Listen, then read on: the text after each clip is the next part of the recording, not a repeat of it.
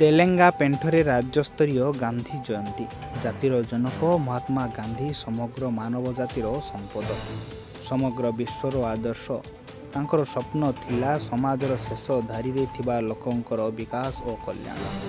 आज देशर 80 कोटी लोकंकु मागणा राशन मिलुची। गाँ गाँ रे पक्का सड़क, पीवा पानी, बिजुली और इंटरनेट सुविधा मिल पारुची। बापूंको कथा थिला गाँर विकास हेले देशर विकास हो पारिबो।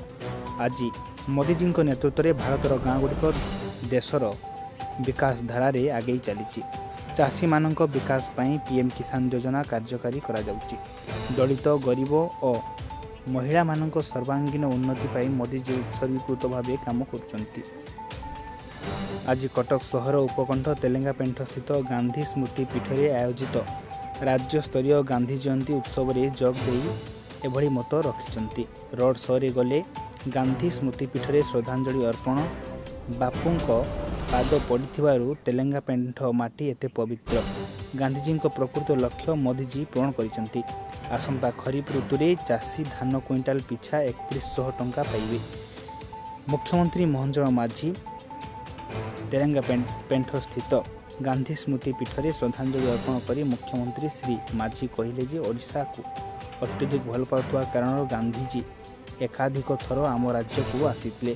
ओडिशा को से केवल भल पाउ नथिले, ओडिशा तांको हृदय और मन को आंदोलित करिथिला। कटकरू क्षीरद बेहेरा रिपोर्ट, सठिक खबर।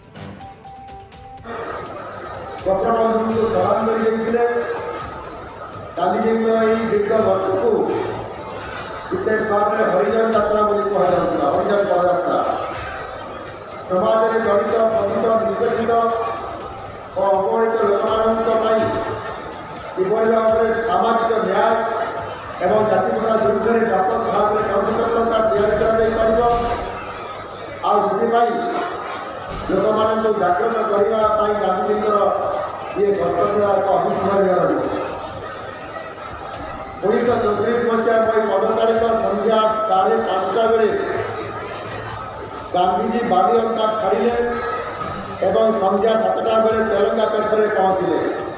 आज जो पवित्र महात्मा गांधी स्मृतिपीठ गांधी स्मृतिपीठ तेलंगा पेंठ हिसाब से आज सारा ओडार ये इतिहास में आज अन्य स्तर में लिपिबद्ध हो पवित्र स्थान तेलंगा पेंठ ये आसी संध्या 5टा बेले 1934 मसीहा 2 मास 15 तारीख में पहुँची। तेलंगा पीठ आज अति पवित्र हिसाब में आज स्थान पाई। बाट सारा गांधीजी पछे पछे प्राय 2000 लोग गांधी की जय ये धरी देखिए पवित्र स्थान तेलंगा पीठ को आनी।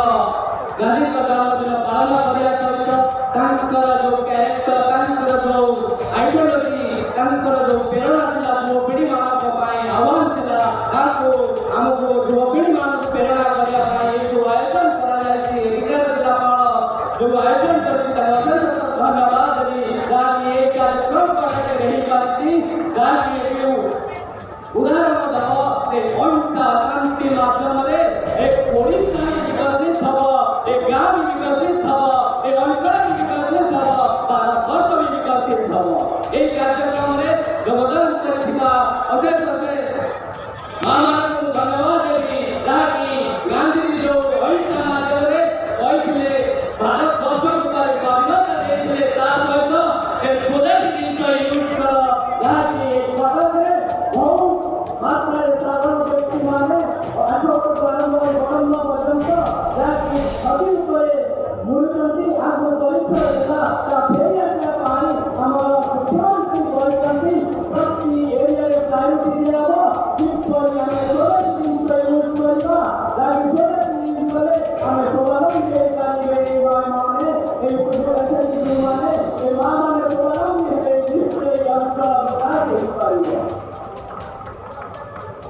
ତାସହିତ ଆମର ପ୍ରଭାବରେ ଥିବା ଯାହାକି ପାରମ୍ପରିକ ଏ ଅଞ୍ଚଳରେ ପାରମ୍ପରିକ କାମ ଏ ଅଞ୍ଚଳ ଇଣ୍ଡଷ୍ଟ୍ରିଆଲାଇଜ୍ ହେବ ଯାହାକି ଯୁବପିଢ଼ିମାନେ ନିଜେ ନିଜେ ସ୍ୱାବଲମ୍ବୀ ହେଲେ ତାହା ଓଡ଼ିଶା ବାହାରକୁ ନ ଯାଇ ଏଠାରେ କିପରି ପ୍ରଡକ୍ଟିଭିଟି ବନେଇବେ ତାହା ମଧ୍ୟ ମୋହନବାଦୀ ସରକାର ମଧ୍ୟ ତାହା ବ୍ୟବସ୍ଥା କରୁଛନ୍ତି ଆଜି ଗାନ୍ଧୀଜୀଙ୍କର ଜନ୍ମଦିନରେ ସମସ୍ତଙ୍କୁ ଏଠାରେ ନିମନ୍ତ୍ରଣ କରିଥିବା ପ୍ରଶାସନକୁ ଧନ୍ୟବାଦ ଦେଉଛି ବିଶେଷ କିଛି କହିବି ନାହିଁ ଆଉ ମୋର ବକ୍ତା ବହୁତ ଅଛନ୍ତି ଆଉ ସେଥିପାଇଁ ଏତେ ବକ୍ତବ୍ୟ ଶେଷ କରୁଛି ଥ୍ୟାଙ୍କ ୟୁ ଭାରତ ମାତା